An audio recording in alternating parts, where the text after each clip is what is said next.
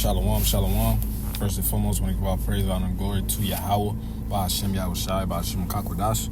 Double honors to my elders and apostles of Great Millstone, who rule well and teach well, being great example, touch young brothers, and peace and blessings to those who elect, Lord willing, to be a part of that number.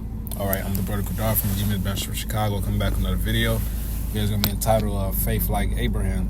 All right, and the scripture says, things written aforetime. I put it here. I'll read it real quick. This is Romans 15:4. It says, "For whatsoever things were written aforetime were written for our learning, that we through patience and comfort of the scriptures might have hope." All right, and you look at the stories of our righteous forefathers, man. All right, this is it was written for us. They were an example for us. All right, look at the our righteous forefathers. They all had the same things in common. All right, they all had faith. All right, they all had the fear of the Lord. They were all bold. Okay, and that inspired me to make this lesson, the faith like Abraham, man. All right, I want to start off with this Genesis 13:1. I start at 1. It says, Abram. All right, that's before his name was changed to Abraham. It says, went up out of Egypt, he and his wife, all that he had, and Lot with him into the south. All right, Lot is his nephew. It says, and Abraham was very rich in cattle and silver and gold, and he went out on his journeys from the south even to Bethel, unto the place where his tent and he had been at the beginning, between Bethel and Hai, unto the place of the altar which he had made there at the first. And there Abram called on the name of Yahweh. And Lot also, which went with Abram, had flocks and herds and tents. And the land was not able to bear them, that they might dwell together, for their substance was great, so that they could not dwell together. All right, so they had so much of both of them had so much of a big substance that the land couldn't handle it. All right, they all had plenty of servants, plenty of cattle. All right, so those cattle and servants, that takes resources. All right, you look at two people with two, the land can only. There was there's a quote when they say this place is only big for this place is too small for the both of us, something like that. All right, so it was both of them had a large inheritance, man. All right, and that's real wealth. All right, it says verse 7. And there was strife between the herdsmen of Abram's cattle and the herdmen of Lot's cattle, and the Canaanite and the Perizzite dwelled then in the land. And Abram said unto Lot, let there be no strife, I pray thee, between me and thee, and between my herdmen and thy herdmen, for we are brethren. All right, he said, we blood. All right, he didn't want anything to happen between them. All right, that shows humility as well. Verse 9, it says, is not the whole land before thee? Separate thyself, I pray thee, from me. If thou would take the left hand, then I will go to the right.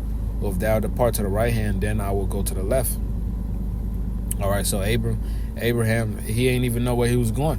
He basically said, hey, you pick this land, I'll go over here. You pick this, I'll go over there. All right, he had faith in the Lord no matter what. All right, it says, verse 10, and Lot lifted up his eyes and beheld all the plain of Jordan, that it was well watered everywhere before the Lord destroyed Sodom and Gomorrah, even as the garden of Yahweh, like the land of Egypt, as thou comest into Zoar. Then Lot chose him all the plains of Jordan, and Lot journeyed east, and they separated themselves the one from the other.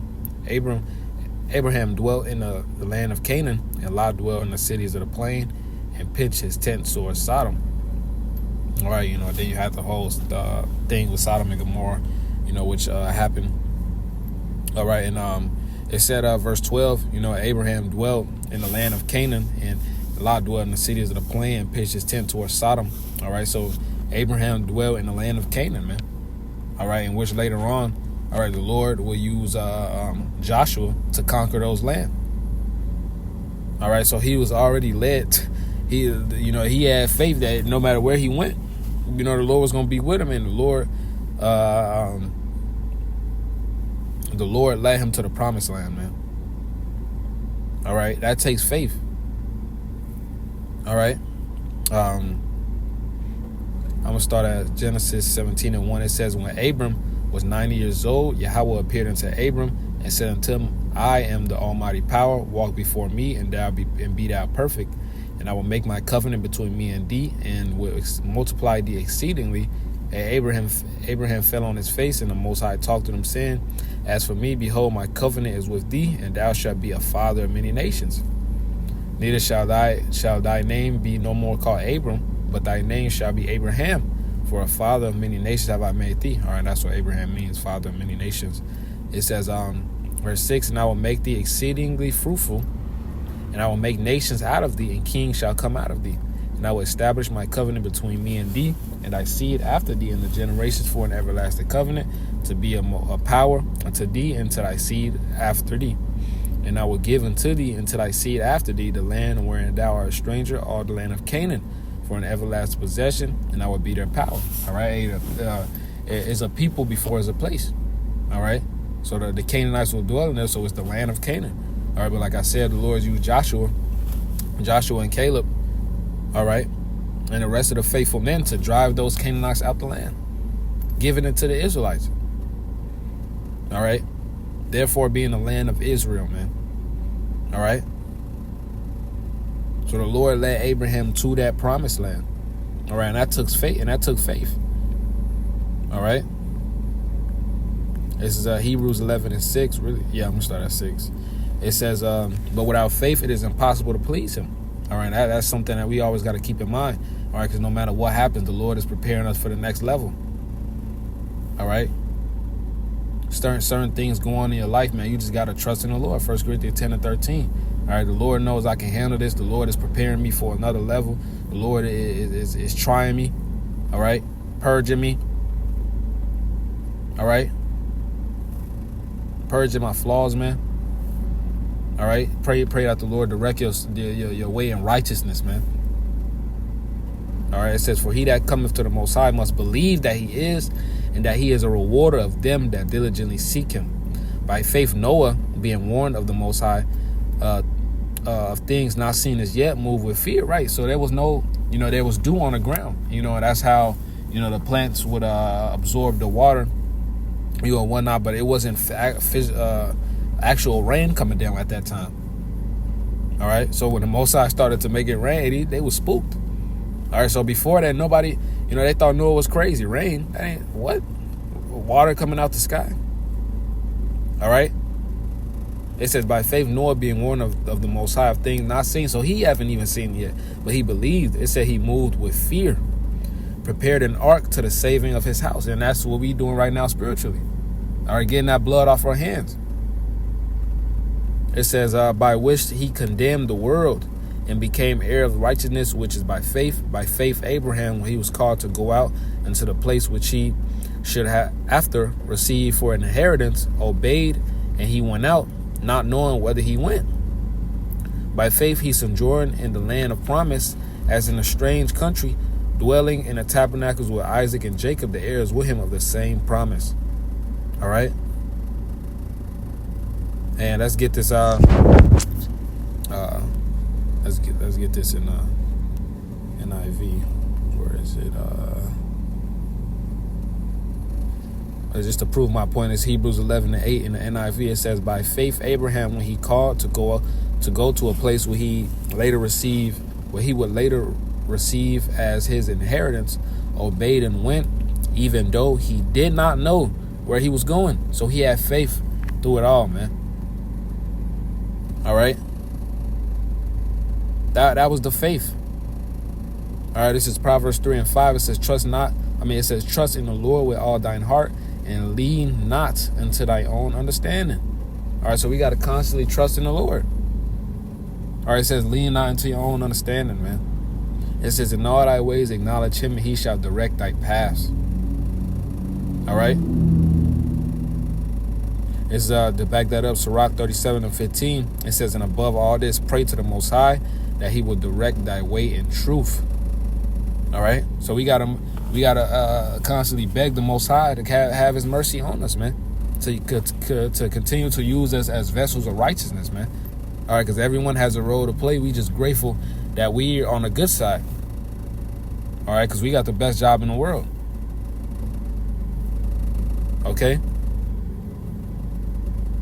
So we got to continue to pray that the Lord's continue to use us righteously, man. Continue to guide us. All right, because we among wolves, man. Okay, we don't want to make the wrong decisions. All right. It's Romans 15:4. For whatsoever things were written aforetime were written for our learning, that we through patience and comfort of the scriptures might have hope. All right. So these noble acts of our righteous forefathers were written for their descendants. All right, because this is our last captivity, and these are the things that I call these the free throw scriptures. All right, because when it's clutch, you remember these basic scriptures.